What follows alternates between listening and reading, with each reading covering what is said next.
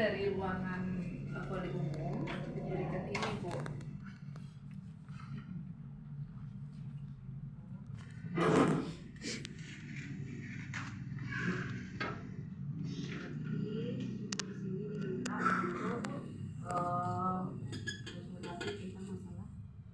Gizi yang pertama masalah gizi seimbang. Lalu sesuai dengan permasalahan yang ibu hadapi, saya akan mencoba memaparkan tentang apa itu. Apa ibu pernah mendengar istilah? Pernah, Bu. Berarti sudah tahu ya apa yang dimaksud dengan gizi seimbang? Belum tahu secara detail, cuman taunya kalau makan kita harus dapat sayur, harus minum air putih yang cukup, harus makan protein, karbohidrat, cuma tapi berapa jumlahnya yang harus, apakah memang seperti pola makan saya selama ini yang banyak nasinya dibandingkan sayur, apakah seperti itu atau gimana, saya belum tahu, Bu.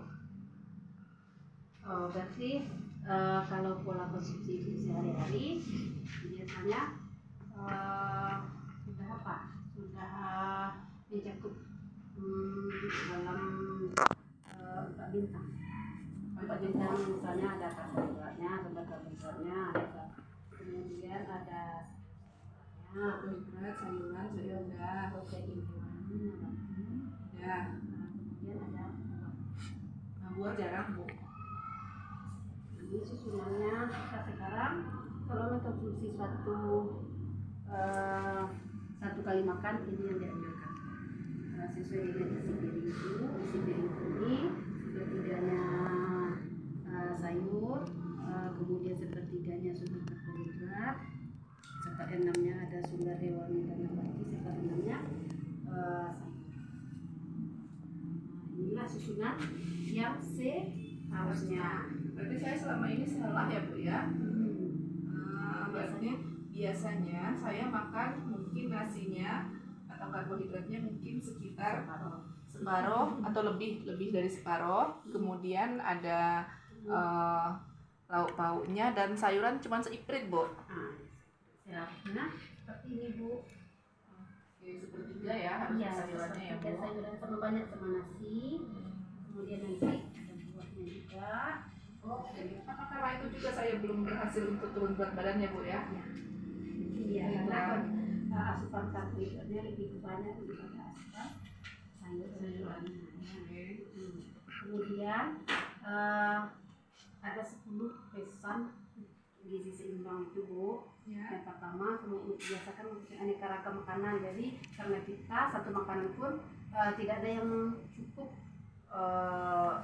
kandungan gizinya, jadi kita harus mengkonsumsi beraneka ragam makanan sehingga apapun kandungan gizi yang kita butuhkan tubuh bisa tercukupi. Itulah gunanya mengkonsumsi beraneka ragam bahan makanan. Kemudian batasi mengkonsumsi makanan yang manis, yang asin, dan yang berlemak, seperti mengkonsumsi gula maksimal 50 gram per hari.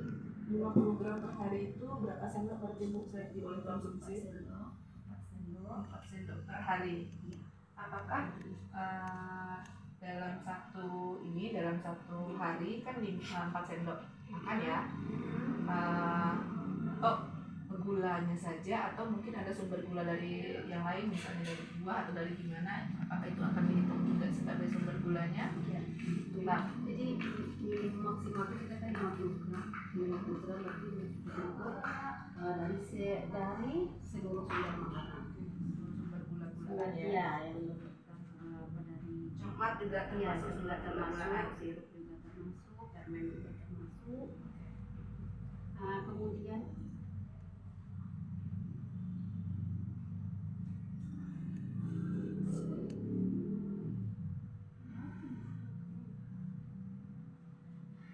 Kemudian kita harus membatasi konsumsi lemak.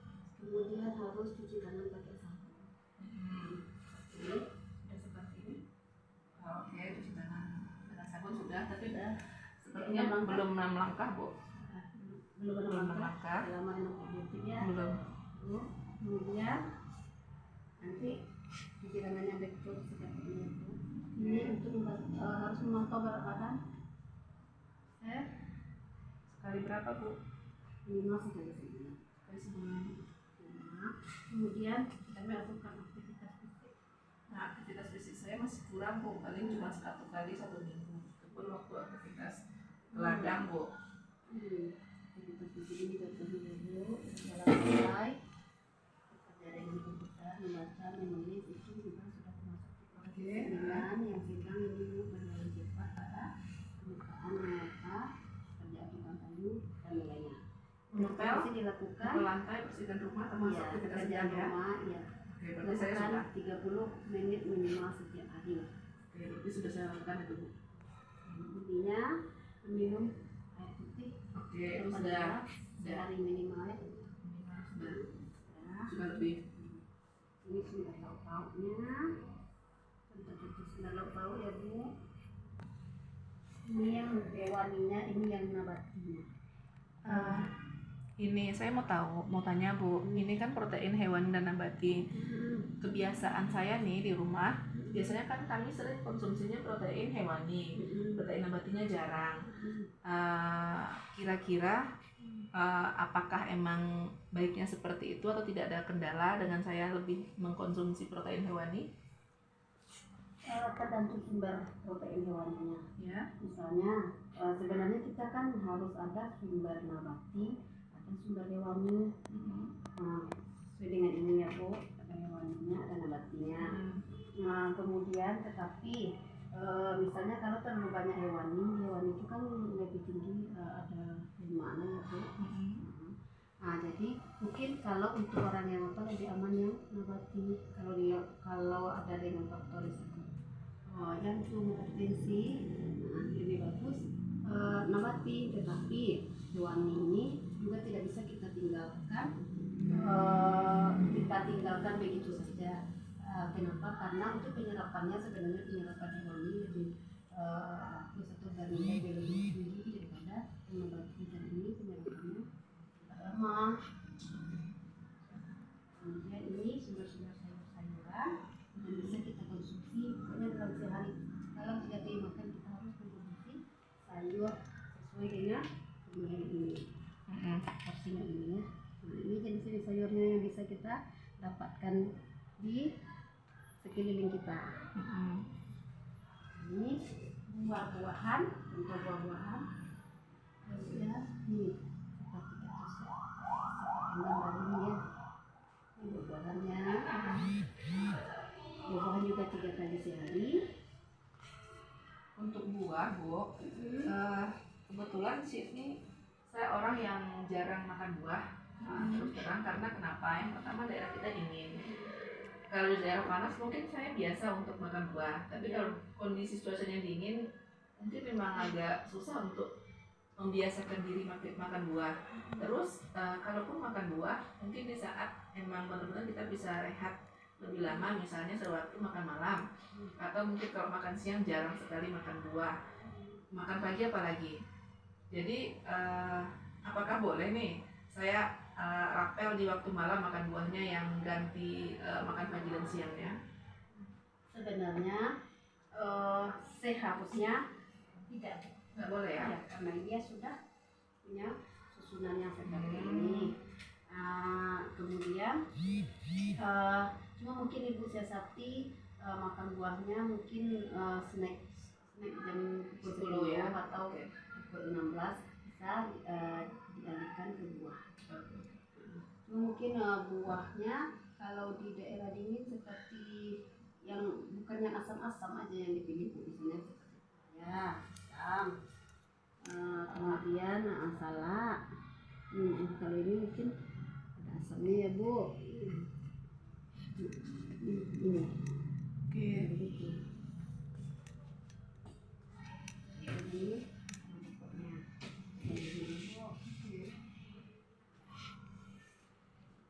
Ini apa yang mau ditanyakan Bu?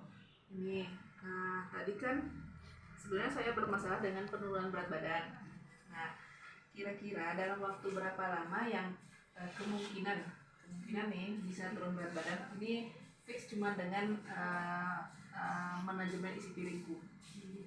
Belum lagi dengan misalnya olahraga ya. Iya. Sebenarnya kalau untuk diet Bu, makanan memang harus penurunan berat badan, memang makanan harus disandingkan dengan olahraga. Kenapa? Untuk pembentukan massa otot tidak akan berhasil, atau dengan terbentuknya massa otot sehingga jaringan lemak akan terbuang, tidak akan berhasil tanpa adanya aktivitas. Jadi ototnya akan terbentuk di saat kita beraktivitas atau berolahraga. Kemudian kalau hanya dengan isi piring itu memang diet yang sehat itu memang bukan yang penurunannya drastis. Jadi kan 1 minggu itu maksimal cuma 500 gram atau 1,5 kilo penurunan berat badan selama seminggu. Jadi selama sebulan itu maksimal 2 kilo dan 2 kilo dalam 1 bulan. Nanti kalau kita terlalu terforsir untuk dietnya, nanti organ kita juga bekerja lebih berat. Makasih Bu atas penjelasannya. Mudah-mudahan ada perbaikan untuk kedepannya. Makasih ya Bu.